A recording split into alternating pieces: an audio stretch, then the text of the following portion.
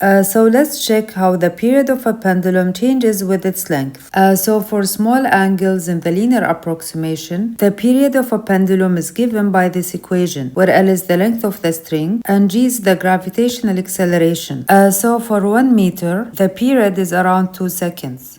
So the period is the time it takes for the pendulum to complete one full oscillation, such as from the position of maximum displacement and back. So for a length of 1 meter, the period is 2 seconds. And for 4 meters, the period increases and it is slower to complete one full oscillation. So the period is 4 seconds. And for 6 meters, the period increases to around 5 seconds.